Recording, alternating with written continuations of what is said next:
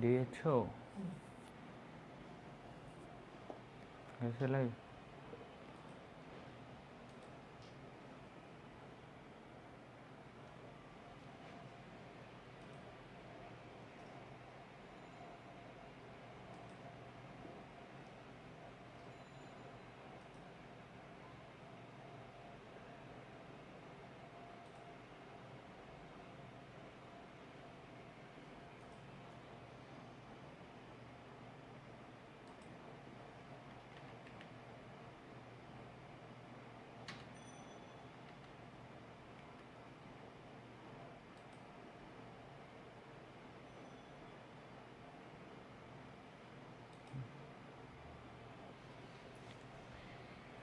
কি খবর প্রিয় এইচএসের তারকা শিক্ষার্থীরা?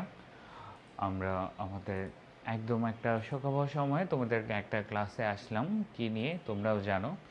এই ছবির চিত্রটাও অনেকটা আমাদের দেশের বর্তমান অবস্থাকে প্রমাণ করে দেয়, আমাদেরকে জানায় আমাদের দেশ আসলে কেমন আছে, আমরা আসলে কেমন আছি। তাই এরকম একটা সিচুয়েশনে তোমাদের আজকের ক্লাসে সবাইকে স্বাগতম জানাচ্ছি। এবং বিভীষণের প্রতি মেঘনাদ, যেই জায়গায় আমরা যোদ্ধাদেরকে হারতে দেখি যেই কবিতায়, তো সেই কবিতাটাকে নিয়েই আজকে পড়ব। তো তোমরা সবাই জানো কি একটা অবস্থা আমাদের দেশের, যেখানে একজন বিপ্লবী, দেশের জন্য খাটা মানুষের জীবনের কোনো কি নেই, জীবনের কোনো মূল্য নেই, এমন একটা পরিস্থিতিতে আমরা আমাদের জীবনের চাকা চলছে, আমাদের জীবন যাপন চলছে, তাই না? ওয়ালাইকুম আসসালাম। যারা একদম জয়েন করছো, আমি তোমাদের স্বর্ণ ভাইয়া এবং তোমাদের সবাইকে স্বাগতম জানাচ্ছি একটা এডুকেশনের একটা ফ্রি ক্লাসে, যেখানে আমরা আজকে বিভীষণের প্রতি মেঘনাদ কবিতাটা খুব অল্প সময়ে খুব সুন্দরভাবে একদম বেসিক থেকে, কবিতাটা সবারই অনেক কঠিন লাগে, অনেক প্রবলেমদায়ক লাগে, এই ঝামেলাটা অনেকেই ফেস করো। তো সেই ঝামেলাটা যেন দূর হয়ে যায় সেটার ব্যবস্থা আমি করব। এবং আজকে আমরা আমাদের পড়া শুরু করব। কি ক্লাস শুরু হচ্ছে ভাইয়া, আপনার উদ্যম কোথায়, জোশ কোথায়? এই শেয়ার করে দাও, শেয়ার করে দাও। এগুলোর বাইরে গিয়েও আমাদের অনেক কিছু বলার থাকে, তাই না? তো আজকের বর্তমান পরিস্থিতিটাই এরকম যে হ্যাঁ, আমাদেরকে আমাদের ব্যক্তিগত জীবন নিজ নিজ জায়গা থেকে কন্টিনিউ করতে হবে। তবে তবে কি বলো দেখি, তবে হচ্ছে যে মূল জায়গাটা থাকে। কমেন্ট পড়েন না কেন? হ্যাঁ হজরত আলী বলো, কেন কমেন্ট পড়বো না? ওয়ালাইকুম আসসালাম, আলহামদুলিল্লাহ আমি ভালো আছি। এবং আল্লাহ আমাদের হায়াত রেখেছে এই দেশে, এটাই অনেক বড় ব্যাপার, তাই না? এই দেশে আমাদের আল্লাহ তাআলা হায়াত রেখেছে, এই দেশের মাটিতে আমরা বেঁচে আছি, এটাই অনেক বড় একটা ব্যাপার। এর চেয়ে বেশি আমরা আল্লাহ তাআলার কাছে আর কিছু চাইতে পারি না, তাই না? তো সবাই ঝটপট ক্লাসে জয়েন করে ফেলো এবং আমরা হচ্ছে আমাদের বিভীষণের প্রতি মেঘনাদ কবিতাটা পড়ে ফেলবো। অনেকের কাছে এই কবিতাটা কঠিন লাগে এবং যারা জয়েন করছো নতুনভাবে এডুকেশনের এইচএসসি 26 এবং 27 ব্যাচের সবচেয়ে ভয়ের কবিতার নাম বিভীষণের প্রতি মেঘনাদ। যারা কামব্যাকের আছো, আমার পেইড ব্যাচের অনেক বাচ্চা কাচ্চারা কিন্তু এই কবিতা অলরেডি পড়ে ফেলেছো। তোমরা রিভিশন দিতে চাইলে এটা দিতে পারো, বাট এটা হচ্ছে তাদের জন্য যারা এই কবিতাটা এখনো হাত দিতে পারেনি, ভয়ে হাতই দেয়নি। কি কঠিন কঠিন ভাষা, কহিলা, তাত, এগুলো আসলে কি? আজকে আমরা একদম ভিন্ন ধারায় পড়ে আমাদের এই কবিতার প্রিপারেশনটা শেষ করব ইনশাআল্লাহ। ওকে, ঠিক আছে। তো সবাই খুব দ্রুত ক্লাসে জয়েন করো, সবাই খুব দ্রুত ক্লাসটাতে জয়েন করো। কি বিষয়ে ক্লাস নেবেন, ক্লাসের টপিক পিছনের ছবি দেখে বুঝতে পারবে। বিভীষণের প্রতি মেঘনাদ, ওকে? ক্লাসের টপিক দেখেই বুঝতে পারবে আমরা আজ বিভীষণের প্রতি মেঘনাদ পড়ব। ওকে,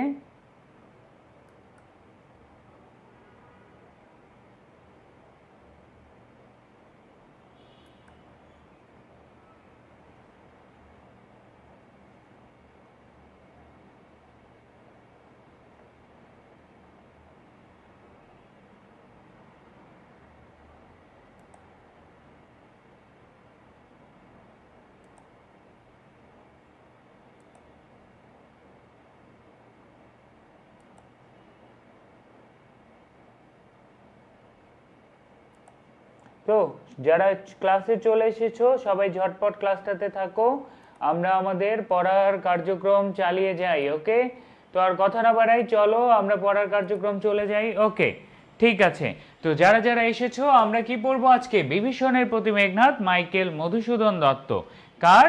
বিভীষণের প্রতি মেঘনাদ, মাইকেল মধুসূদন দত্তের একটা কবিতা আমরা শুরু করব, এবং এই কবিতাটা শুরু করার আমাদের জার্নি হচ্ছে কামব্যাক 2.0 আমাদের এফআরবি ব্যাচ, যেই ব্যাচে আমরা খুব সুন্দরভাবে লাস্ট মোমেন্টে তোমরা বাংলা প্রথম পত্র, সাহিত্য, ব্যাকরণ যত পার্ট আছে সবগুলো খুব ভালোভাবে কমপ্লিট করতে পারবা। ঠিক আছে, তো চলো আমরা প্রথমেই বিভীষণের প্রতি মেঘনাদ কবিতার ব্যবচ্ছেদ করি। ভাইয়া, যে কোনো কবিতা আমাদেরকে কিভাবে পড়ানো শুরু করে জানো? আমাদেরকে নর্মালি স্কুল কলেজে যেভাবে আমরা কবিতা পড়ে আসি, একটা কবিতা ধরে এই রিডিং পড়ো তো, এই কবিতাটা এটা, বাট সেই জায়গাগুলো থেকে প্রশ্ন আসে না। তো এখন তোমাদেরকে আজ যেভাবে কবিতা পড়াবো, একটা মাথায় রাখবা, কবিতার এই টপিক থেকে একটা মার্ক এইচএসসি পরীক্ষায় কমন আসা ফরজ। সেটা কি? কবিতাটার উৎস কি, কবিতাটার ছন্দ কি, কবিতাটা কোন ধরনে লেখা হয়েছে, এই রিলেটেড যে বেসিক ইনফরমেশন থাকে একদম যে কোনো একটা কবিতা বা গল্পের, সেখান থেকে এইচএসসি পরীক্ষায় একটা কি বলো দেখি, কমন আসা ফরজ। সেই কারণে কমন আসা ফরজ হয়ে যায়। ওকে, তো সেই কারণে আমরা সেই জায়গায় চলে যাব। তো বিভীষণের প্রতি মেঘনাদের এই ইনফরমেশন আমরা পড়া শুরু করি। সবাই খাতা বের করো, পারলে নোট করে নাও। তোমাদের বইয়ে যদিও বা আছে, বাট আমার সাথে পড়ে এখানেই মুখস্থ করে ফেলবা। তো প্রথম কথা হচ্ছে, বাংলা সাহিত্যের প্রথম সার্থক মহাকাব্য, আধুনিক বাংলা সাহিত্যের প্রথম সার্থক মহাকাব্যের নাম মেঘনাদ বধ কাব্য। এই মেঘনাদ বধ কাব্য হচ্ছে মেঘনাদ রাবণের ভাই, তাকে হত্যা করার যে কাহিনী আছে সেটাকে বলা হয় মেঘনাদ বধ কাব্য। এটা অনেক বড় একটা কাব্য। এই কাব্যকে কয়টা স্বর্গে বিভক্ত করা হয়েছে? 9টা স্বর্গ। কয়টা স্বর্গ? 9টা স্বর্গ, অর্থাৎ এই মহাকাব্যের 9টা পার্ট আছে। এর মধ্যে ষষ্ঠ পার্ট, ষষ্ঠ পার্টের নাম কি? ষষ্ঠ স্বর্গ বা ষষ্ঠ পার্টের নাম হচ্ছে বধ। ষষ্ঠ পার্টের নাম কি? বধ বা বধ নামক ষষ্ঠ স্বর্গ। এখান থেকে আমাদের এই কবিতাটা বিভীষণের প্রতি মেঘনাদ কবিতাটা নেওয়া হয়েছে। তো যেহেতু মহাকাব্য অনেক কাহিনী বলা, বা ডিরেক্ট বিভীষণকে নিজের আপন চাচা, আমাদের মেঘনাদের আপন চাচা হচ্ছে বিভীষণ, তার প্রতি মেঘনাদ যা যা কথা বলেছে এই মহাকাব্যে, সেই বিষয়গুলো এই কবিতায় তুলে ধরা হয়েছে। তাহলে বেসিক এমসিকিউ কি কি আসলো বলো দেখি? বেসিক এমসিকিউ আসলো হচ্ছে মাইকেল মধুসূদন দত্তের বিভীষণের প্রতি মেঘনাদ, বিভীষণের প্রতি মেঘনাদ। ওকে, এইটা কোথা থেকে নেওয়া? মেঘনাদ বধ কাব্য থেকে নেওয়া। সেটা কি একটা মহাকাব্য? তার পরবর্তীতে কি? তার পরবর্তীতে হচ্ছে মোট স্বর্গ কয়টা? 9টা স্বর্গ। ষষ্ঠ স্বর্গের নাম কি? বধ। বধ হয়কার ধ বা বধ। এবং এই যে আমাদের কয় নাম্বার স্বর্গ, এই ষষ্ঠ স্বর্গ থেকে আমাদের এই কবিতাটা নেওয়া। ক্লিয়ার?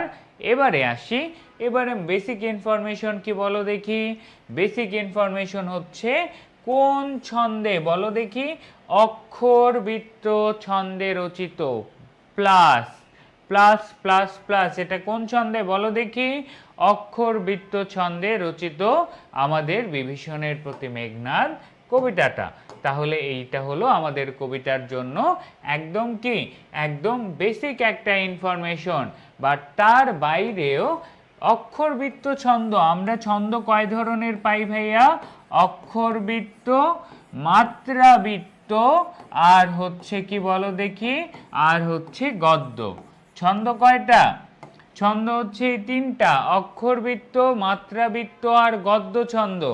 এর মধ্যে অক্ষরবৃত্তের একটা স্পেশাল ধরন বের করে হচ্ছে আমাদের মাইকেল মধুসূদন দত্ত, যেখানে কি চরণের শেষের মিল থাকে না, অক্ষরবৃত্ত ছন্দেই লেখার চেষ্টা করে, কিন্তু চরণের শেষে চরণের যে মিল থাকে, লাইনের শেষে যে লাইনের মিল থাকে, সেই মিলটা থাকে না দেখেই সেটাকে বলা হয় অমিত্রাক্ষর ছন্দ। তাহলে অমিত্রাক্ষর ছন্দ কিন্তু আসলে একটা অক্ষরবৃত্ত ছন্দই, তার পরবর্তীতে তার স্পেশাল পরিচয় হচ্ছে সে অমিত্রাক্ষর ছন্দ। তাহলে যদি প্রশ্ন আসে ভাইয়া যে বিভীষণের প্রতি মেঘনাদ এটা কোন ছন্দ, অমিত্রাক্ষর ছন্দ, এটাই সবার আগে দাগাবা। এখন একটা প্রশ্ন করলো অপশনে অমিত্রাক্ষর ছন্দ নাই কিন্তু অপশনে অক্ষরবৃত্ত ছন্দ আছে, তখন উত্তর কি হবে? অক্ষরবৃত্ত ছন্দ, কেননা অমিত্রাক্ষর ছন্দ নিজেও এক ধরনের অক্ষরবৃত্ত ছন্দ। তাহলে এই ক্লিয়ার, এই জায়গা থেকে বিভীষণের প্রতি মেঘনাদ কবিতার যে ছন্দ নিয়ে ঝামেলা আছে সেটাও ক্লিয়ার। তারপরে চলে আসি এখন এই মেইন কবিতা নিয়ে। এই কবিতায় ভিলেন ইজ হিরো। এই কবিতায় আমরা দেখলাম যে রাক্ষস হওয়া সত্ত্বেও একজন মহান যোদ্ধার কেমন নীতি থাকে, সেই নীতির দিক দেখি। আর অপর দিকে আমরা হচ্ছে ধর্মের কথা বলে, ধর্মের কি বলো দেখি, ধর্মের মানুষ লক্ষণ, তাদের দিক থেকে কি ধরনের কূটনৈতিক চাল বা কূট কৌশলের আলোচনা করে, এই বিষয়টা আমরা এই কবিতায় খুঁজে পাবো। এখন এই কবিতাটা তোমাদের কঠিন কেন মনে হয়? কারণ হচ্ছে যে এই কবিতাটা তোমাদের পড়া হয় না সেভাবে, এবং এই কবিতার ভাষাগুলো একটু কঠিন। কিন্তু এই কবিতার শব্দার্থ যদি পড়ে ফেলো, আজকে দেখো 30 থেকে 45 মিনিটের মধ্যে আমাদের এই কবিতাটা শেষ হয়ে যাবে ইনশাল্লাহ। ওকে,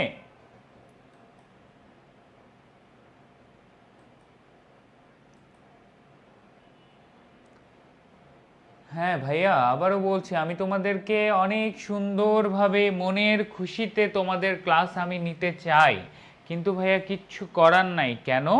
কারণ হচ্ছে দেখো আজকে দেশের এমন একটা পরিস্থিতিতে আমি হেসে তোমাদের সাথে কথা বলবো এরকম মেন্টাল স্টেজে নাই। ওসমান হাদি ভাই ক্যাম্পাসের জুলাইয়ের সময়টাতে জাস্ট দেখো যে মানুষটা পুরো নিজেকে রাজপথে ছেড়ে দিল, কি দরকার ছিল? একজন মানুষ দেশের মানুষের জন্য কিছু করতে চাচ্ছে, সেই মানুষটাকে এক কথায় কোথায় পাঠায় দেওয়া হলো বলো দেখি? সেই মানুষটাকে এক কথায় মৃত্যুর কোলে পাঠিয়ে দেওয়া হলো, তাই না? এটাই হচ্ছে আমাদের দেশের বাস্তবতা।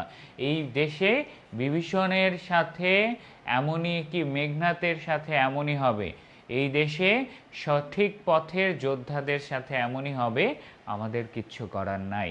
সেম আমরা মেঘনাদের সাথেও এমন কাহিনী দেখব।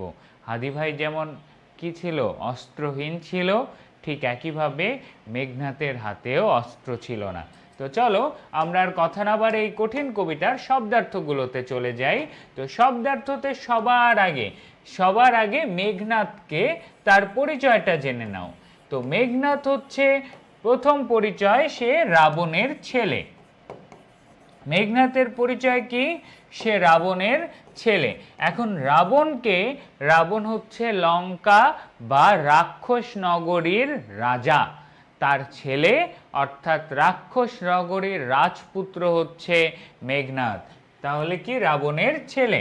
ওকে, তারপরে মেঘনাদের আরেকটা পরিচয় কি? সে হচ্ছে বিভীষণের কি বলো দেখি? সে হচ্ছে বিভীষণের ভ্রাতুষ্পুত্র বা ভাতিজা। সোজা কথা, বিভীষণের ভ্রাতুষ্পুত্র, ভাইয়ের ছেলে, বা হচ্ছে কি বলো দেখি? ভাতিজা, সোজা বাংলা ভাষায়। ওকে, তার পরবর্তীতে এটা এর বেসিক ইনফরমেশন। এবং কি বলো দেখি? তার নানিকে বিভীষণের কি বলো, দাদিকে বলো দেখি? বিভীষণের দাদি হচ্ছে নিকোষা সতী, দাদিকে নিকোষা সতী, এটুকু ইনফরমেশন। এবং এই যে বিভীষণকে তাত বলে, তাত শব্দের অর্থ হচ্ছে বাবা বা পিতৃ সমতুল্য। বিভীষণ মেঘনাদের পিতৃ সমতুল্য কে ছিল? তার চাচা বিভীষণ ছিল। এর পরবর্তীতে আমরা আরো কিছু কঠিন শব্দ পাবো। কি পাবো বলো দেখি? সেটা হচ্ছে কি বলো, সেটা হচ্ছে কিছু নাম পাবো। অরিন্দম, অরিন্দম, বাসব বিজয়ী, আর হচ্ছে বাসবত্রাস। অরিন্দম, বাসব বিজয়ী আর বাসবত্রাস। এই যে তিনটা নাম দেখছো, এই তিনটা নাম কার?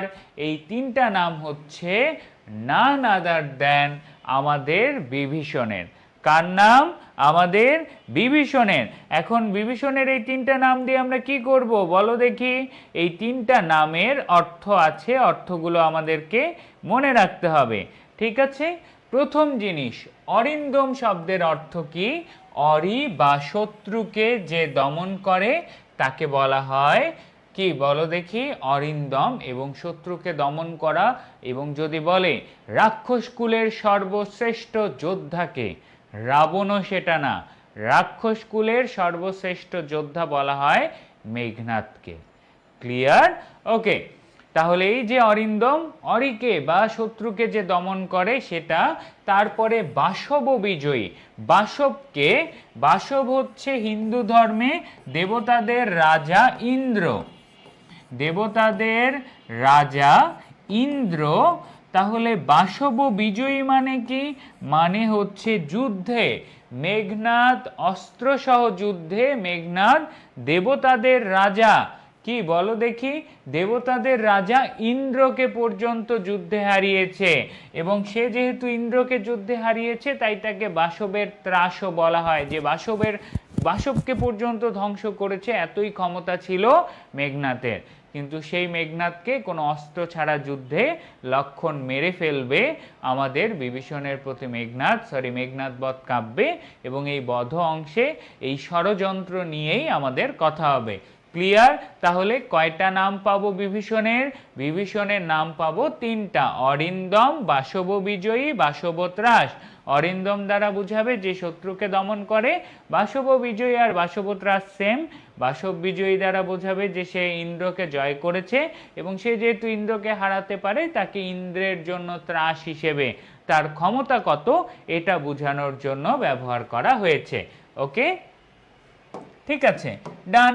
তারপরে হচ্ছে আমরা মেঘনাদের পরিবার থেকে রাবণকে পাবো। কাকে পাবো? রাবণকে পাবো। রাবণকে বলো দেখি। রক্ষকুল, রক্ষকুল মানে রাক্ষসকুল বা রাক্ষসদের রাজা। রক্ষকুলের কি? রক্ষকুলের রাজা হচ্ছে আমাদের রাবণ। তারপরে হচ্ছে কি বলো দেখি? নিকষা সতী, নিকষা সতীর সন্তান, সে হচ্ছে কি? জ্যেষ্ঠ ভাই। সে কি? জ্যেষ্ঠ ভাই, অর্থাৎ তারা তিন ভাই। তিন ভাইয়ের মধ্যে সবচেয়ে বড় ভাই হচ্ছে রাবণ।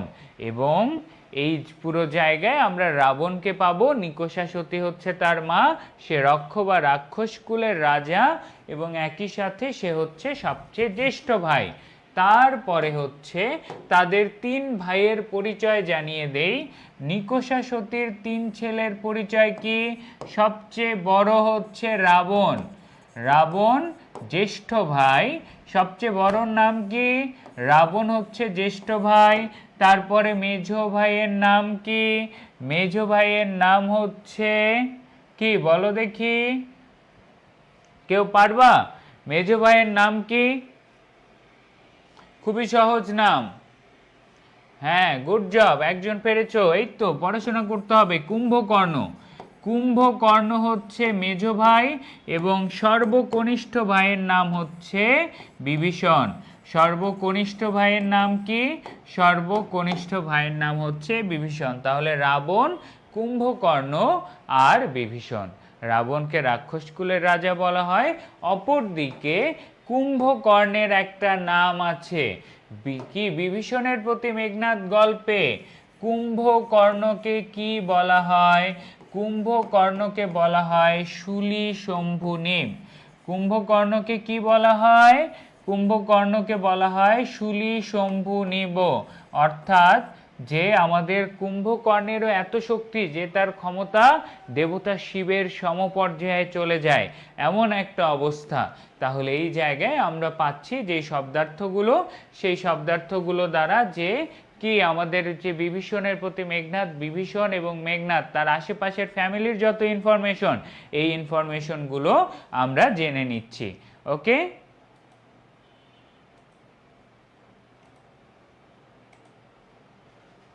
ঠিক আছে।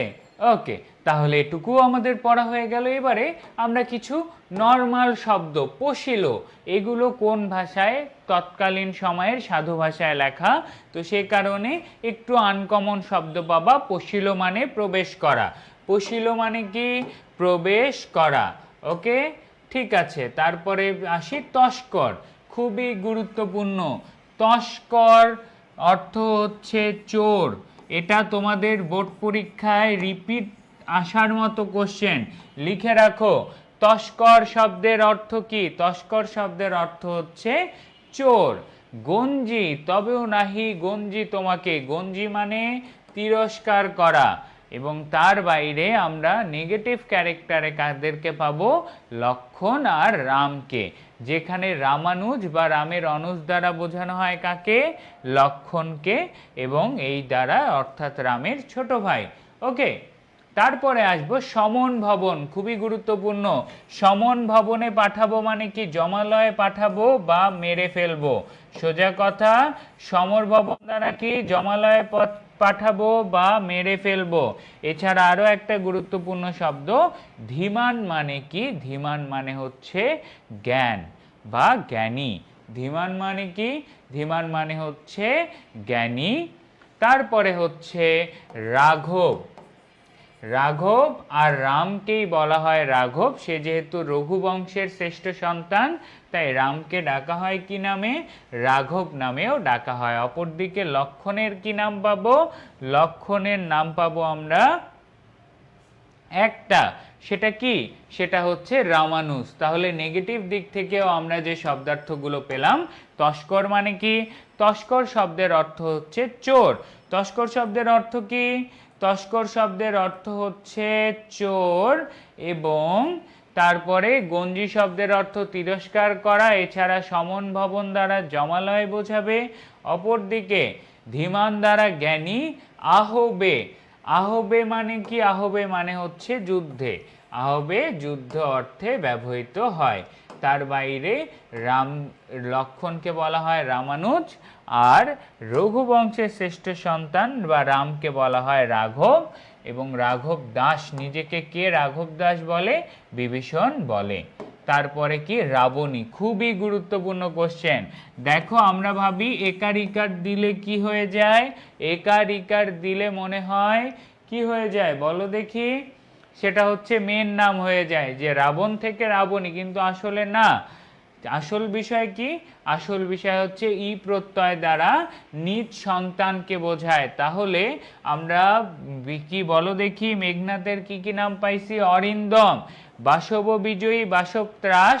তারপরে আমরা আরো একটা নাম পেলাম, সেটার নাম কি? রাবণী। স্থাপিলা বিধু, বিধু মানে চাঁদ, বিধি স্থানুর ললাটে, স্থানু মানে আকাশ। তাহলে পৃথিবীর নিয়ম সম্পর্কে এখানে বলা হচ্ছে, কি বলা হচ্ছে?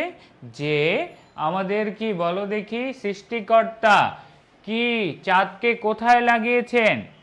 সৃষ্টিকর্তা চাঁদকে কোথায় লাগিয়েছেন?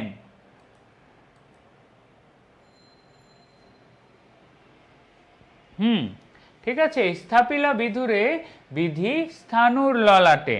তাহলে বুঝতেই পারছো, স্থানু মানে আকাশ এবং বিধু মানে চাঁদ। স্থাপিলা অর্থাৎ সৃষ্টিকর্তা চাঁদকে আকাশের অবস্থান দিয়েছে, চাঁদকে নিশ্চল আকাশে অবস্থান দিয়েছে। তারপরে কি? তারপরে হচ্ছে রক্ষরথী, রক্ষকুলের বীর। তার পরবর্তীতে রক্ষরথী নাম কাকে বলা হয়? এটা বলা হয় বিভীষণকে। রথী মানে রথ চালক। শৈবাল দলের ধাম মানে হচ্ছে পুকুর। ধাম মানে কি? পুকুর।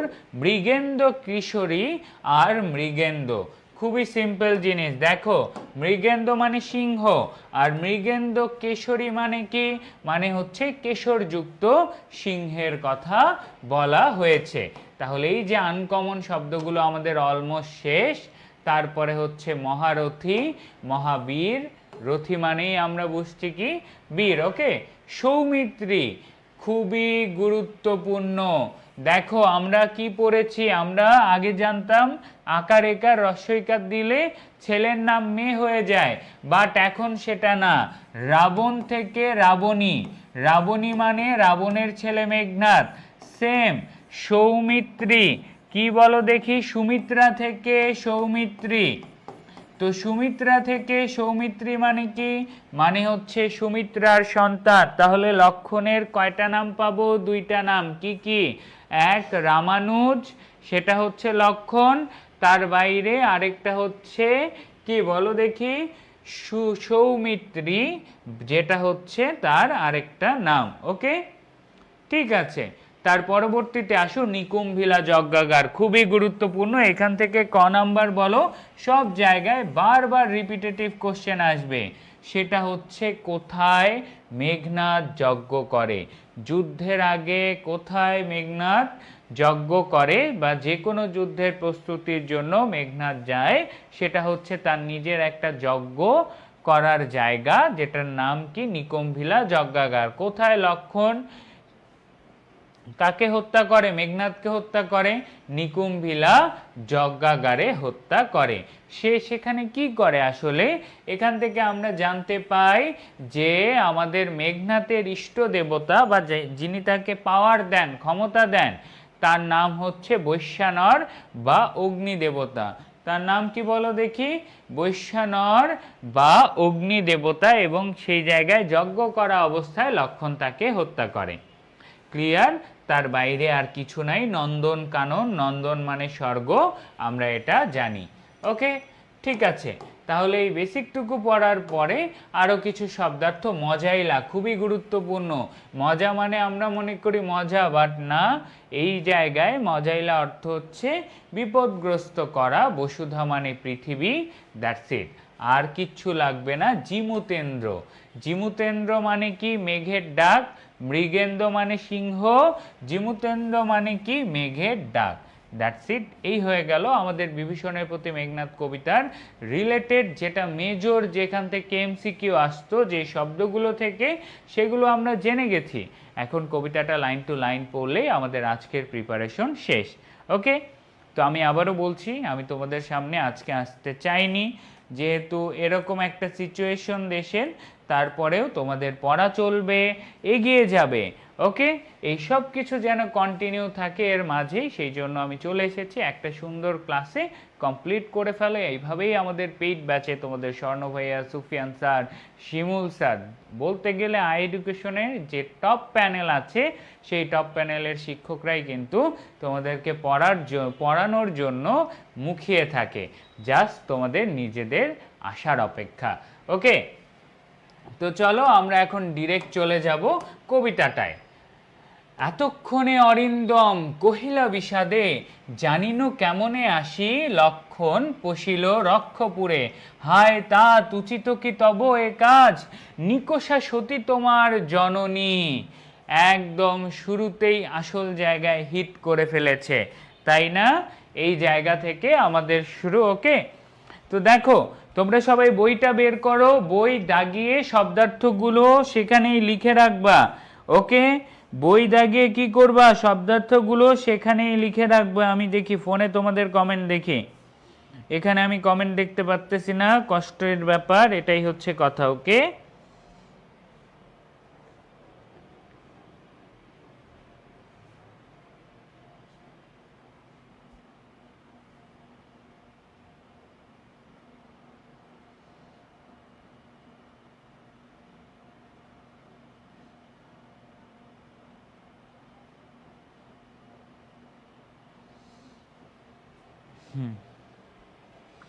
ওকে, তাহলে এতক্ষণে মানে এবারে, অরিন্দম মানে হচ্ছে কে, মেঘনাদ। অরিন্দম মানে কি, মেঘনাদ। অর্থাৎ এতক্ষণে মানে কি, নিকুম্ভিলা যজ্ঞাগারে যখন লক্ষণ প্রবেশ করে তখন মেঘনাদ বলে বিষাদে মানে কষ্টে, জানিনু কেমনে আসি লক্ষণ পশিল, পশিল মানে প্রবেশ করলো কিভাবে, তাদের এই রকম সিক্রেট, রাক্ষসদের এরকম একটা সিক্রেট জায়গায় কিভাবে লক্ষণ এসে প্রবেশ করলো, এটা কে জানলো?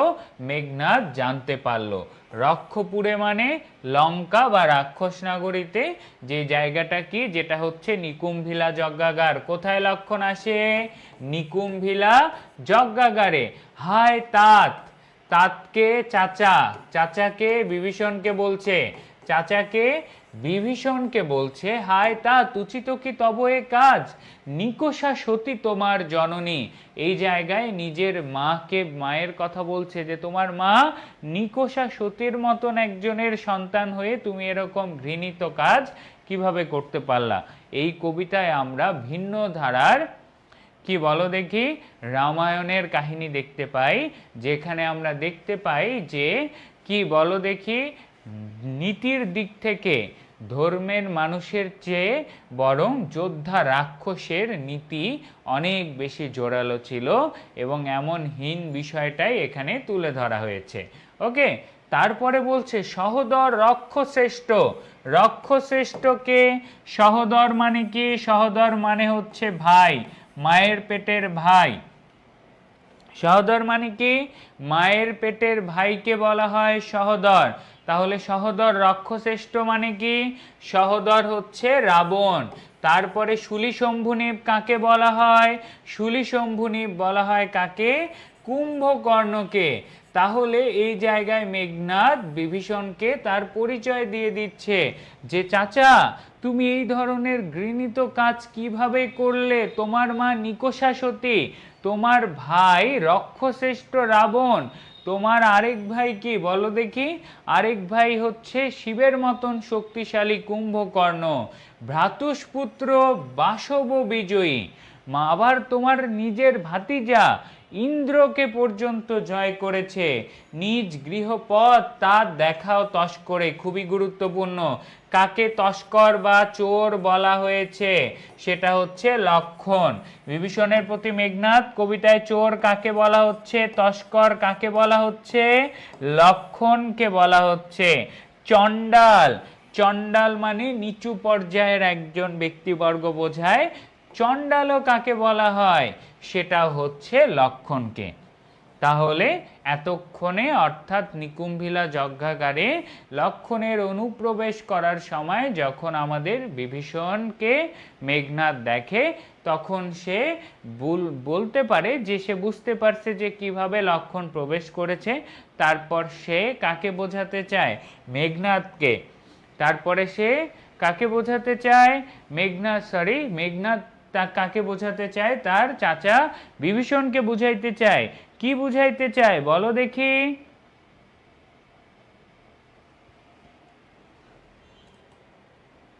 ওকে, কি বুঝাতে চায়?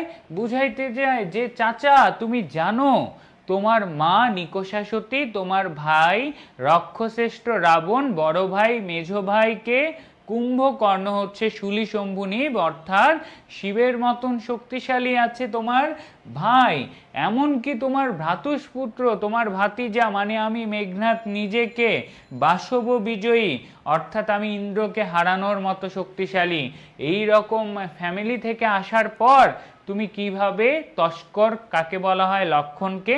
লক্ষণের মতন চোর, তস্কর আর চণ্ডালকে কিভাবে নিজের বাড়ির পথ দেখাও। ওকে, এইটুকু বলার পরে এটা জাস্ট গল্প, কিচ্ছু না, খুবই সহজ। কিন্তু নাহি গঞ্জিত মা, কি বলো দেখি? তারপরে কি চলে আসে?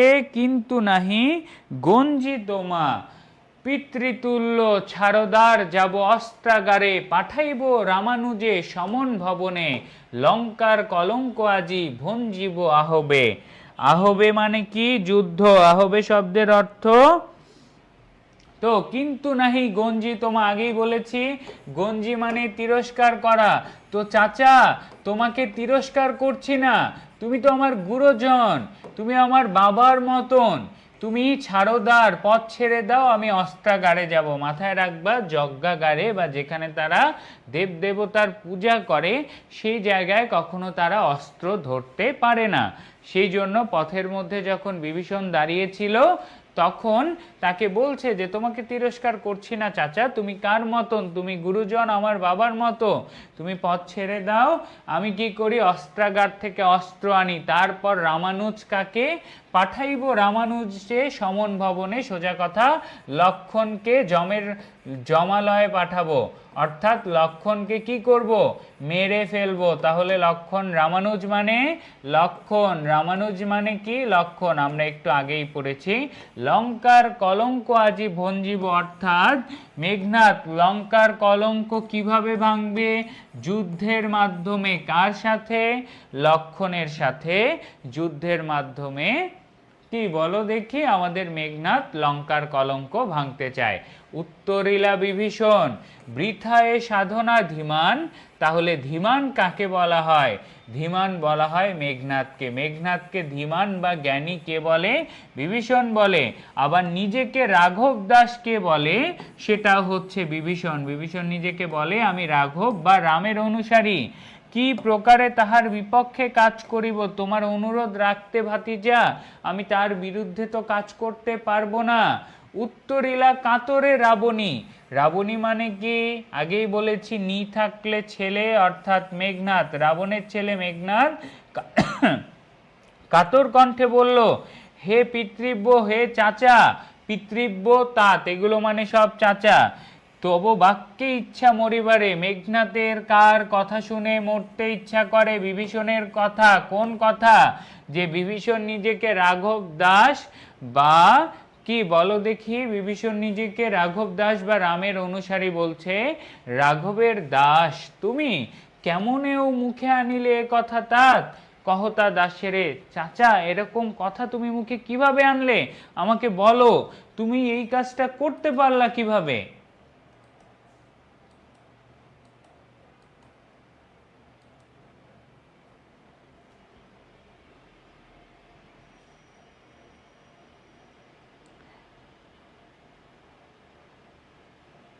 ওকে, ঠিক আছে ভাইয়া, দেখি না, কি দেখো না, কি দেখতে পাচ্ছ না, বলো বলো। তাহলে এইটুকু পর্যন্ত বেসিক জিনিস বই থেকে দাগিয়ে ফেলছো, যে বলছে যে চাচা, বিভীষণ উত্তর করলো যে আমি রাঘব দাস, আমি রামের অনুসারী, আমি তোমার অনুরোধ রাখতে পারবো না, ধীমান জ্ঞানী, তুমি ভালো বুঝতে পারো। তো চাচার এই কথা শুনে কাতর কণ্ঠে, মেঘনাথের মরতে ইচ্ছা হয় কেন, মরতে ইচ্ছা হয় কেন মেঘনাথের, বলো দেখি। কার কথা শুনে, বিভীষণের কথা শুনে। কোন কথা, যে বিভীষণ নিজেকে রাঘব দাস বা রামের অনুসারী বলছে। এবং আবারও বলছি, কামব্যাক 2.0 তে তোমাদের অলরেডি প্রপার রুটিন অনুযায়ী ক্লাস শুরু হয়ে গেছে। তো যারা এখনও ভর্তি হওনি, জাস্ট পেজে মেসেজ দাও, এরকম রেগুলার ক্লাসের একটা ফ্লোর মধ্যে ঢুকো এবং এডুকেশনের টিচার প্যানেলের পড়ানো তোমরা ক্লাস করেই বুঝতে পারবা। ওকে, তো চলো আমরা পড়ায় চলে যাই। স্থাপিলা বিধুরে বিধি, স্থানুর ললাটে। চলে আসো আমাদের পরবর্তী অংশ, ঠিক আছে।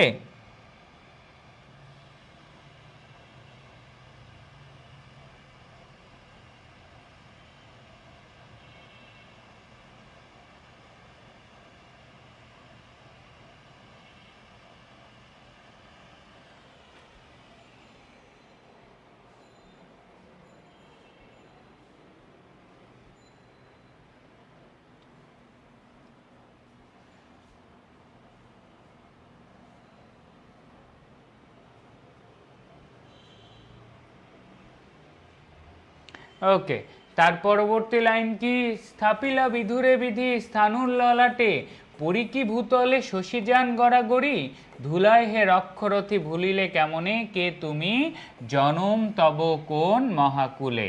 তো প্রথমেই বিধাতা, বিধু মানে কি, বিধু মানে হচ্ছে সৃষ্টিকর্তা বা বিধাতা। তাহলে বিধাতা চাঁদকে কোথায় স্থান দিয়েছে, নিশ্চল আকাশে স্থান দিয়েছে। শশী মানে কি, শশী মানেও হচ্ছে চাঁদ। তো আমাদের মেঘনাদ বলছে, চাচা সৃষ্টিকর্তা তো চাঁদকে কোথায় স্থান দিয়েছে, বিধু মানেও চাঁদ, শশী মানেও চাঁদ। চাঁদকে আকাশে জায়গা দিয়েছে, সেই চাঁদ কি মাটিতে পড়ে গড়াগড়ি করে ধুলোয়? হে রক্ষরথী, রক্ষরথী কাকে বলছে? রাক্ষস কুলের যোদ্ধা কাকে বলছে? রথ চালক বলছে বিভীষণকে যে হে রক্ষরথী বা চাচা বিভীষণ, তুমি ভুললে কিভাবে তোমার জন্ম কোথায়, কোন মহাকুল, কোন রাক্ষস কুলে তুমি জন্মগ্রহণ করেছো? কে বা সে অধম রাম? এই রাম কে আসলে? স্বচ্ছ সরোবরে করে কেলি রাজহংস পঙ্কজ কাননে। বলছে পঙ্কজ মানে কি? পদ্ম ফুল। পদ্ম ফুলের কি বলো দেখি? পদ্ম ফুলের সুন্দর বন, পদ্ম ফুলের সুন্দর বনের স্বচ্ছ জলে রাজহাঁস খেলা করে। সেই রাজহাঁস কি কখনো পঙ্কিল? পঙ্কিল মানে কাদাযুক্ত, কাদাযুক্ত বা কর্দমাক্ত জায়গায় কি যায়? সে কি শৈবাল দলের ধাম বা পুকুরে যায়? তাহলে এখানেও আবার সেম তুলনা, যে আমাদের বিভীষণকে মেঘনাদ তার অবস্থান বোঝাতে চাচ্ছে। এখানে সে নিজেদেরকে উঁচু পর্যায়ে, অপরদিকে রামকে বা রামের অনুসারীদেরকে নিচু পর্যায়ে সে তুলনা করেছে। সে উদাহরণ দিয়ে কি বলে? স্বচ্ছ সরোবরে কারা খেলা করে? রাজহংস অর্থাৎ পদ্ম ফুলের বাগান এবং স্বচ্ছ সরোবরে রাজহাঁসরা খেলা করে। তারা তো কখনো কাদায় যায় না। আবার কি বলো দেখি? পুকুরে যায় না। মৃগেন্দ্র কিশোরী কবে হে বীর কেশরী সম্ভাসে শ্রীগালে মিত্র ভাবে। এখানে মৃগেন্দ্র কিশোরী মানে সিংহ, কেশরযুক্ত সিংহ, আর শ্রীগাল মানে হচ্ছে শিয়াল। তারপরে আরো বলছে যে চাচা, সিংহ কি কখনো শিয়ালের সাথে সম্পর্ক গড়ে তোলে? গড়ে তোলে না। অজ্ঞ দাস, আমি অজ্ঞ চাচা, বিজ্ঞ তুমি। তুমি অবিদিত নহে কিছু তোমার চরণে, তোমার কাছে তো কিছু অজানা নয় চাচা। তাহলে তুমি কেন এমন করছো? তুমি কেন এমন ডিসিশন নিচ্ছ? এটা কে বলছে? আমাদের মেঘনাদ বলছে। এই জায়গার তুলনাটা পুরোটাই কি নিয়ে? এই জায়গার তুলনাটা পুরোটাই হচ্ছে তোমাদের কাকে নিয়ে বলো দেখি? মেঘনাথের কথা বিভীষণকে বোঝানোর জন্য যে তার অবস্থা কেমন। কি বলো দেখি? তার কি কেমন? তার অবস্থা কেমন? ঠিক আছে, ওকে। তার পরবর্তীতে চলো, তার পরবর্তীতে আমরা চলে যাব। ওকে, কারো কোনো কনফিউশন আছে এ পর্যন্ত? খুবই সহজ কবিতা লাগতেছে না? এটাই, যা শব্দগুলোকে চিনে রাখো, এই পুরো আমাদের কি পুরোটাই আমাদের সহজ জিনিস। ওকে,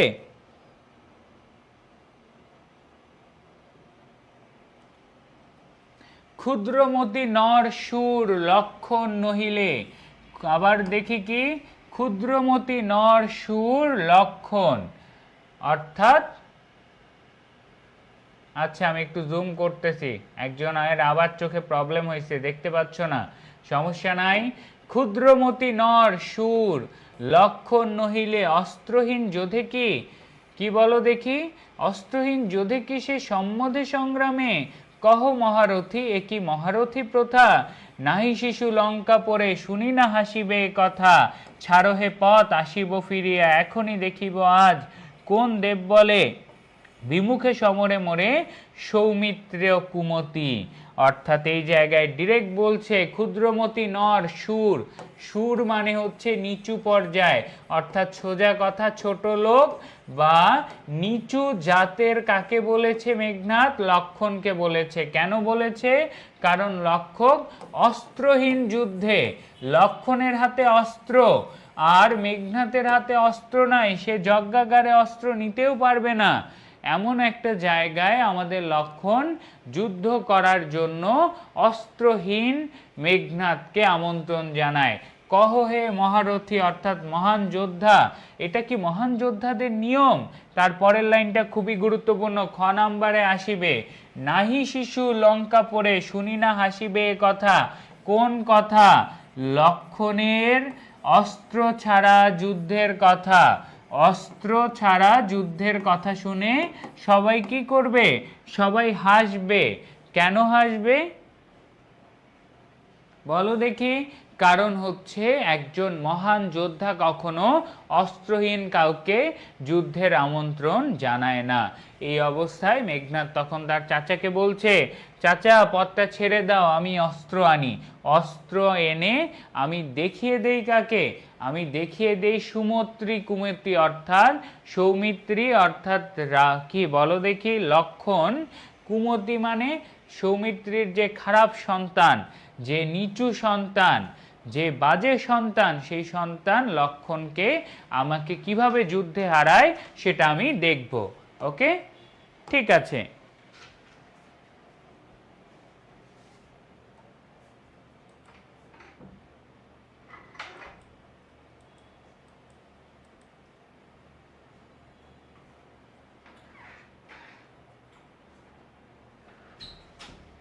ওকে, এটা তোমাদের ফ্রি ক্লাস চলতেছে। তারপরে আসো, দৈবদত্ত নররণে সচক্ষে দেখেছ রক্ষ শ্রেষ্ঠ পরাক্রম দাসের, কি দেখি ডরিবে দাস হেন দুর্বল মানবে।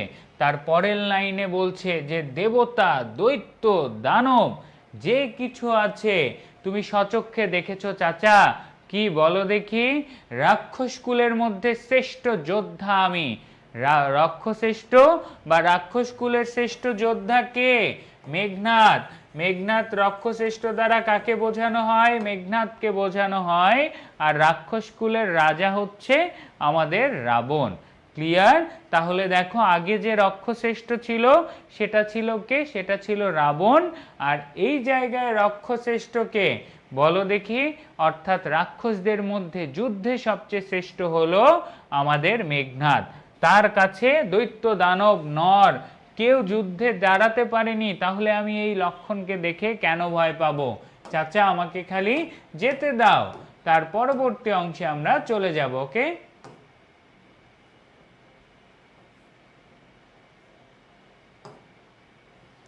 বিরত সতত পাপে দেবকুল।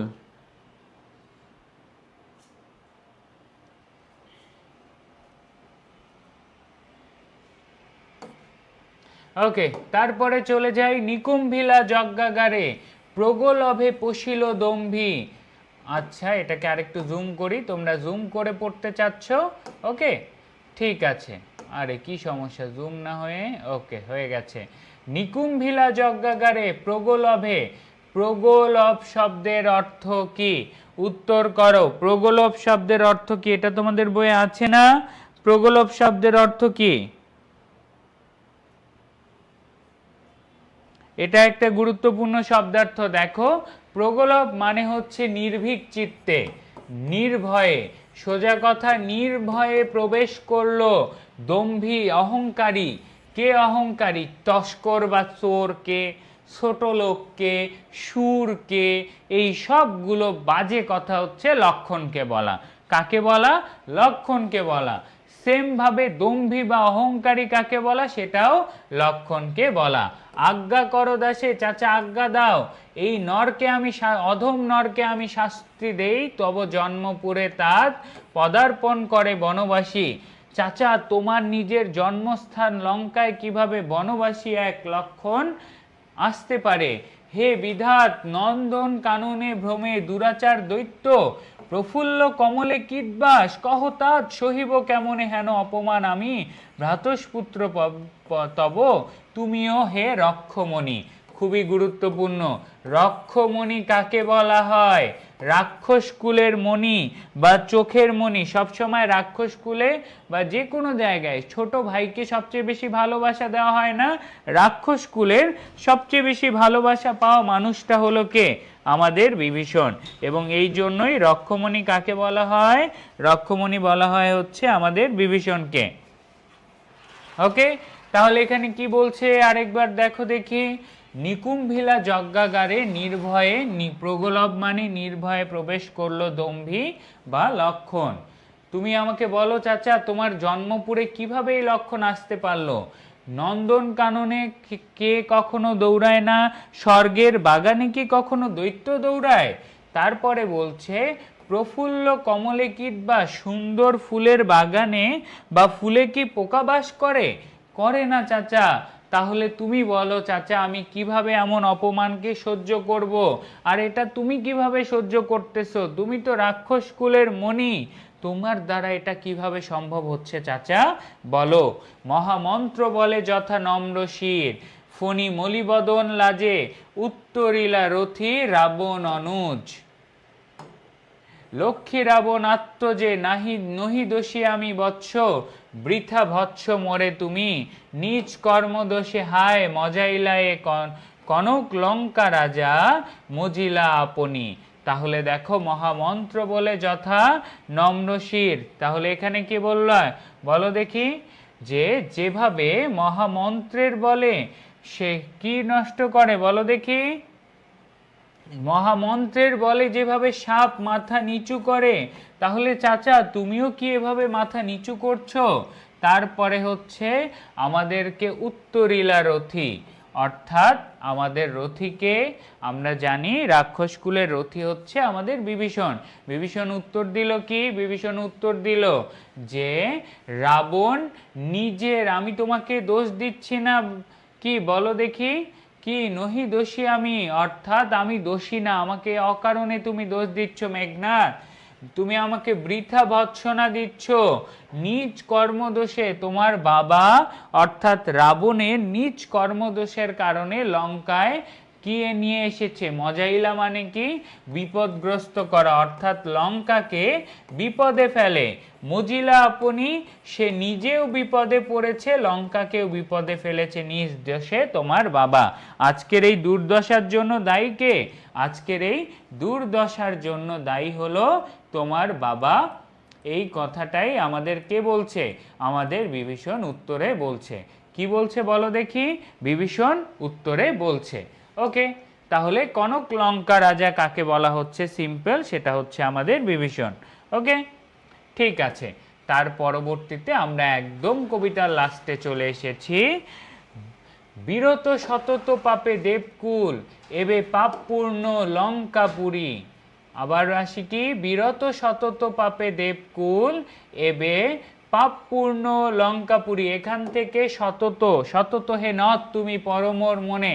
সতত মানে কি? সর্বদা, সর্বদা, সব সময়। সতত মানে সব সময়। ওকে, তাহলে দেবকুল সব সময় পাপ থেকে দূরে থাকে, যেখানে আমার লঙ্কার সবাই পাপে পূর্ণ। প্রলয়ে যেমতি বসুভা ডুবিছে লঙ্কায় কাল সলিলে, অর্থাৎ যেভাবে প্রলয় বা অনেক কি বলো দেখি, অনেক বড় দুর্যোগে বসুধা মানে পৃথিবী ধ্বংস হয়ে যায়, ঠিক একইভাবে কাল সলিলে অর্থাৎ তোমার রাবণের পাপে, এমন পাপে পরিপূর্ণ কাজের কারণে আমাদের কি হবে? লঙ্কাও ডুববে। রাঘবের পদাশ্রয়ে, রাঘবকে, রাঘব কুলের শ্রেষ্ঠ অর্থাৎ রামের আশ্রয়ে আমি আশ্রয় নিয়েছি। পরদোষে কে চাহে মজিতে, অন্যের দোষে কে বিপদগ্রস্ত হতে চায়, অর্থাৎ তোমার কি বলো দেখি, তোমার বাবার দোষে আমি নিজে কেন বিপদগ্রস্ত হব? তার পরবর্তীতে রুশিলা বাসব ত্রাস, গম্ভীরে যেমতি নিশীথে অম্বরে মানে জিমুতেন্দ্র কপি। তাহলে রুশিলা বাসব ত্রাস মানে রেগে উঠলো মেঘনাদ। মেঘনাদ রেগে উঠলে যেভাবে কি এমন গম্ভীর ভাষায় কথা বললো, যখন কি জিমুতেন্দ্র কপি অর্থাৎ যেন মেঘের ডাক, মেঘের হুঙ্কার, ঠিক একইভাবে এমন কঠোর গলায় আমাদের বীরেন্দ্র বলি। বীরেন্দ্র বলি কাকে বলা হয়? এটা হচ্ছে মেঘনাথের আরেকটা নাম। মেঘনাথের কি কি নাম পাইলাম বলো দেখি? রক্ষশ্রেষ্ঠও পেলাম, বাসব বিজয়ী, বাসব ত্রাস পেলাম, তার পরবর্তীতে আমরা কি পেলাম বলো দেখি? রাক্ষসকুলের শ্রেষ্ঠ যোদ্ধা হিসেবে তাকে পেলাম, এবং তাকে বীরেন্দ্র বলিও বলা হয়। কেন? ওই যে সে হচ্ছে বীর যোদ্ধা, যেটা বীরেন্দ্র বলির সাথে তুলনা করা হয়। ধর্মপদগামী হে রাক্ষস রাজানুজ, বিখ্যাত জগতে তুমি কোন ধর্মমতে কহদাসে শুনি, জ্ঞাতিত্ব ভ্রাতৃত্ব জাতি এ সকলে দিলা জলাঞ্জলি। খুবই ক্যাচি একটা লাইন, যে বলছে তুমি ধর্মের পথে যেতে চাচ্ছ চাচা, তাহলে আমাকে বলো যে কোন ধর্মের কারণে তুমি নিজের জাত পাত, ভাই বোন, নিজের পরিচয়, এই সব কিছুকে জলাঞ্জলি দিলে আমাকে জানাও। ক্লিয়ার? ওকে, তাহলে এটুকু বলার পরে এখানে আমাদের কি বলো দেখি, এখানে যেখানে বিভীষণ বলছিল যে দেবকুল সবসময় পাপ থেকে দূরে থাকে আর লঙ্কা সবসময় পাপে পরিপূর্ণ, যেভাবে প্রলয় বা কি বলো দেখি দুর্যোগে পৃথিবী ধ্বংস হয়ে যায়, ঠিক একইভাবে লঙ্কা কালসলিলে অর্থাৎ রাবণের কাজের ফলের কারণে ধ্বংস হয়ে যাবে। এ কারণে আমি রামের কাছে আশ্রয় নিয়েছি এবং পরদোষে কে চাহে মজিতে, অর্থাৎ তোমার বাবার দোষের কারণে আমি কেন কি পাবো, আমি কেন ক্ষতিগ্রস্ত হব। এই কথা শুনে মেঘনাদ রেগে যায়। মেঘনাদের রাগকে কিসের, রাতে মেঘের গর্জনের সাথে তুলনা করা হয় এবং সে এই জায়গায় প্রশ্ন করে। ওকে,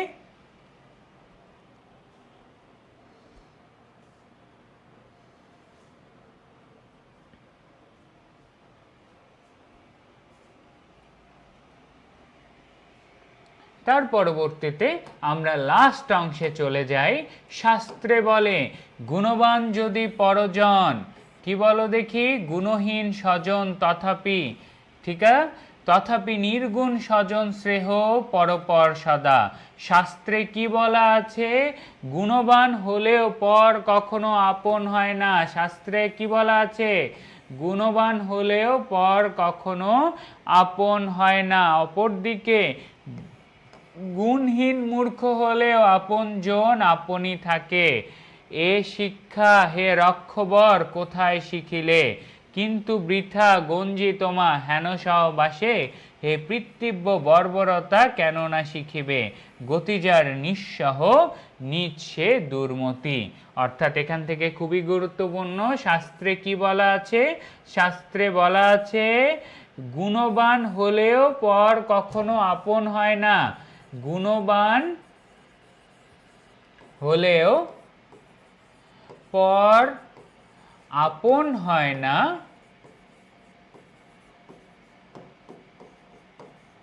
মূর্খ হলেও আপন জন আপন। অর্থাৎ সোজা কথা, গুণবান পর থেকে গুণহীন আপন শ্রেয়। গুণবান পর থেকে, ধরো একটা অন্য মানুষ কিন্তু গুণ আছে, সেই মানুষের থেকে গুণহীন, কি বলো দেখি, গুণহীন আপন মানুষই শ্রেয়। এটাই হচ্ছে জীবনের ধর্ম। তারপরে হে শিক্ষা রক্ষবর কোথায় শিখিলে, এই শিক্ষা তুমি কোথায় শিখলে, কোথায় শিক্ষা পেয়েছো বলো, এই শিক্ষা কি তুমি পাওনি। তার পরবর্তীতেই আমাদের বলল তোমাকে বৃথা গঞ্জি, তোমাকে আর তিরস্কার করব না, ভৎসনা করব না। তুমি লক্ষণের মতন বর্বর নিচ পর্যায়ের মানুষের সাথে থাকলে তুমি সেগুলোই তো শিখবা। নিচ যাদের মানসিকতা তাদের সাথে তো তুমি নিচের দিকেই ধাবিত হবে, তোমার অধপতন ঘটবে। এবং এরই মধ্য দিয়ে আমাদের কি বলো দেখি, এখানে এইটুকু অংশে হচ্ছে পুরোপুরিভাবে মেঘনাদ তার মনের কথা কাকে বলো দেখি, মেঘনাদ তার মনের কথা তার চাচা বিভীষণকে বলে দেয়। কাকে বলে দেয়, তার চাচা বিভীষণকে বলে দেয়। এবং এরই মধ্য দিয়ে আমাদের কবিতাটা একদম অলমোস্ট শুরু থেকে শেষ পর্যন্ত। এবং মাইকেল মধুসূদন দত্তকে নিয়ে কিছু ইনফরমেশন টপিক তোমরা জেনে নাও, যেটা আমাদের কাজে লাগবে। প্রথম বাংলা সার্থক নাটকের রচয়িতা তিনি। দেখো, প্রথম সার্থক বাংলা নাটক যখন নাটক পড়ব, সেই প্রথম সার্থক বাংলা নাটক শর্মিষ্ঠা। শর্মিষ্ঠার রচয়িতাকে, শর্মিষ্ঠার রচয়িতা হচ্ছে মাইকেল মধুসূদন দত্ত। অমিত্রাক্ষর ছন্দের প্রবর্তনা করে কে, সেটা হচ্ছে মাইকেল মধুসূদন দত্ত। চতুর্দশপদী কবিতা বলি, কি বলি, চতুর্দশপদী কবিতা বলির রচয়িতাও তিনি। আবার একই সাথে তিনি হচ্ছে প্রথম বিদ্রোহী কবি।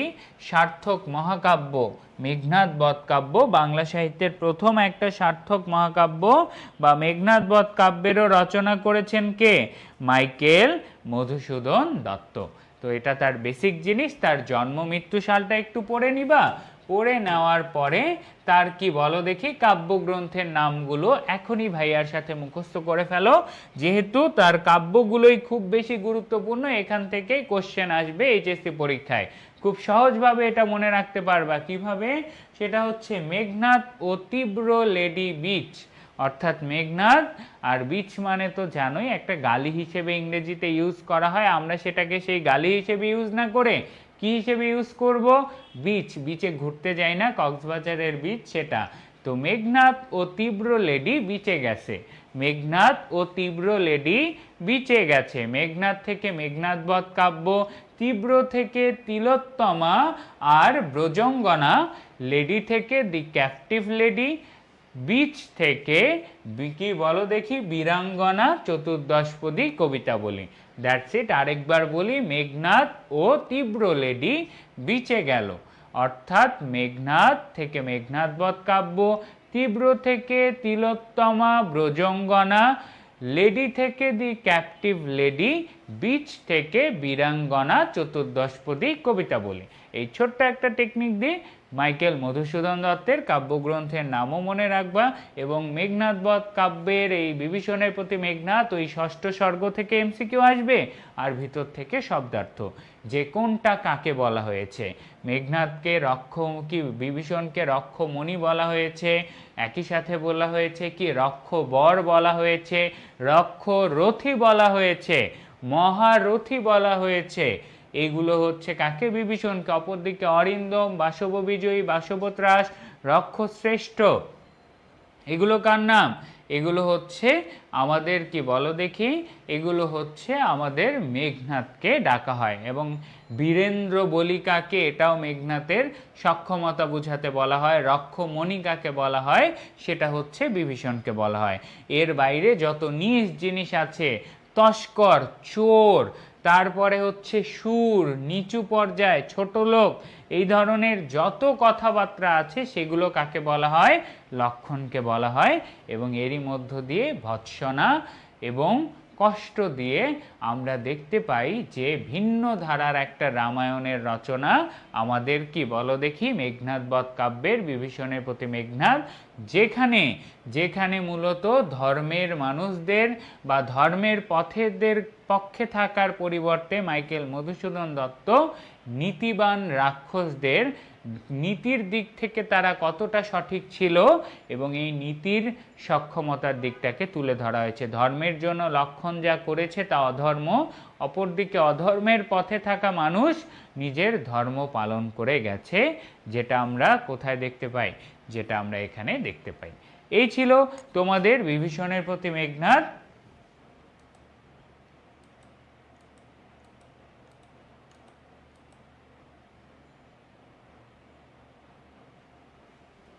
হ্যাঁ, শুলি শম্ভুনিপ, শুলি শম্ভুনিপ কুম্ভকর্ণকে, শুলি শম্ভুনিপ বলা হয় কুম্ভকর্ণকে। আর রাবণকে তো জানোই, তাদের মায়ের নাম নিকষা সতী, এবং তারা তিন ভাই। সবচেয়ে বড় ভাই রাবণ, মেজো ভাই কি, মেজো ভাই হচ্ছে কুম্ভকর্ণ, এবং সবচেয়ে ছোট ভাই রক্ষমণি, চোখের মণি, সবচেয়ে ছোট ভাই হচ্ছে বিভীষণ।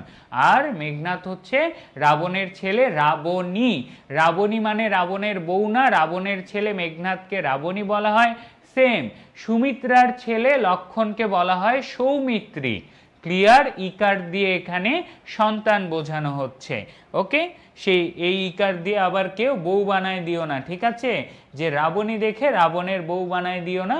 তো দেখো, একদম বেসিক আসলাম, কোনো এক্সট্রা কথা নাই, ভাইয়া চলে আসলো, আমরা সুন্দরভাবে বেসিক থেকে ধরে এ টু জেড আমাদের পড়াটা শেষ করে ফেললাম বিভীষণের প্রতি মেঘনাদের মতো কঠিন কবিতার। এখন যখন আমরা এই পুরো বেসিকগুলো শেষ করে ফেলবো, তারপর একদম ম্যারাথন এমসিকিউ চলে যাব, সবগুলো থেকে প্রচুর এমসিকিউ সলভ করবো ইনশাল্লাহ, এবং আমাদের যেটুকু প্রিপারেশন বাকি আছে শেষ হয়ে যাবে। তো আজকে এই পর্যন্তই থাকি। যারা ক্লাসটা শেয়ার করনি, জাস্ট ভাইয়ার যদি পড়ানো ভালো লাগে থাকে নিজের টাইমলাইনে রাখো, কলেজের বন্ধুদেরকে একটু বলো। অলরেডি কামব্যাকের ক্লাস শুরু হয়ে গেছে, তো এরপরে আর ভর্তি হওয়ার সুযোগ পাবে না, যেহেতু এইটুকু সময় আছে এই ডিসেম্বর মাসটা। তো এর মধ্যে ফ্রেন্ডদেরকে জানাও, একসাথে ক্লাস করো, ইনশাল্লাহ আমরা একসাথে একটা ভালো জার্নি এনজয় করব। তো আজ এ পর্যন্তই, সবাই ভালো থাকো, সুস্থ থাকো, আল্লাহ হাফেজ। এবং পেইড ব্যাচে আসলে তো তোমরা এই পিডিএফটা পেয়েই যাবা, যেখানে আরও কিছু কোশ্চেন প্র্যাকটিসের জন্য দেওয়া আছে। ওকে, কারো কোনো যদি কোশ্চেন থাকে কি সম্পর্কে, আমাদের ব্যাচ সম্পর্কে এডুকেশনের পেজে মেসেজ দাও, টোটাল ইনফরমেশন পেয়ে যাবা। ওকে, ঠিক আছে। তো এখন কারো যদি কোনো প্রশ্ন থাকে করতে পারো, জাস্ট 1 ঘন্টা এবং আমাদের শেষ আলহামদুলিল্লাহ। ওকে,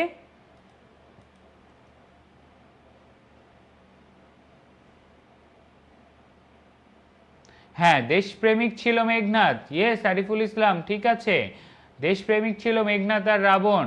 বাংলা ক্লাস আবার কবে হবে? আগামীকালকেই আমাদের পেইড ব্যাচে বাংলা ক্লাস আছে, আগামীকালকেই সকাল 9টায় সাহিত্যে খেলার পরবর্তী অংশ আমাদের পেইড ব্যাচে আগামীকালকে ক্লাস হবে। ওকে, ঠিক আছে, ইয়েস, গুণবান পরজনের চেয়ে নির্গুণ স্বজন উত্তম, সুন্দর, বেশ কিছু স্টার স্টুডেন্ট পাইছি এবারে আমরা।